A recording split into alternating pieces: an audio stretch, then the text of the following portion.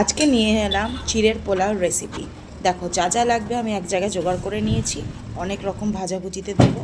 এবার আমি আলুটা ছাড়িয়ে নেব, তারপরে এক এক করে সব সবজি, পেঁয়াজটা, তারপরে আমি নিয়ে নেব তোমাদের সুন্দর ফ্লেভারের কারি পাতা। এইবার আমার সব কোটা বাছা রেডি হয়ে গেছে। গ্যাসটা অন করে দিলাম, এই যে রিফাইন অয়েল দিয়ে দিলাম।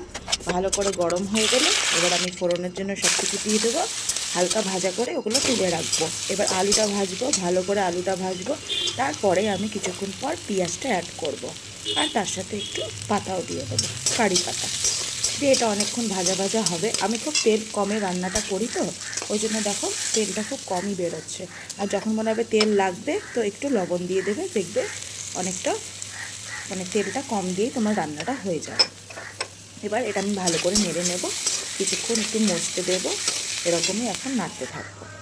এবার আমি সাইডে ওটা যতক্ষণ মরছে ততক্ষণ আমি চিড়েটা একটু ভিজিয়ে নিই। ভিজিয়ে তাড়াতাড়ি কিন্তু আমি স্টেন করে নেব, নাহলে কিন্তু জিনিসটা গলে যাবে। এবার আমি অ্যাড করব একটু হলুদ গুঁড়ো, আর তার সাথে আরও কিছু। এই যে তোমার যদি মনে হয় হালকা করবে তাহলে এইটুকু, আর একটু বেশি দিলে আরেকটু দিতে পারো। এবার ভালো করে নেড়ে ছেড়ে নেব। এবার আমি দিয়ে দেবো একটু মিষ্টি। যতটা তোমার মনে হবে মিষ্টি ভাব রাখতে চাও সেরকম তুমি মিষ্টি দিতে পারো, অল্প বেশি। আমি যেহেতু একটু লবণ দিয়েছি ওই জন্য আমি একটু হালকা চিনিই দিয়ে দিলাম। ভালো করে নেড়ে নেড়ে দেখবে আর একটু জল জল জল জল বেরোবে। তো কিছুক্ষণ একটু ওয়েট করতে হবে এটার জন্য।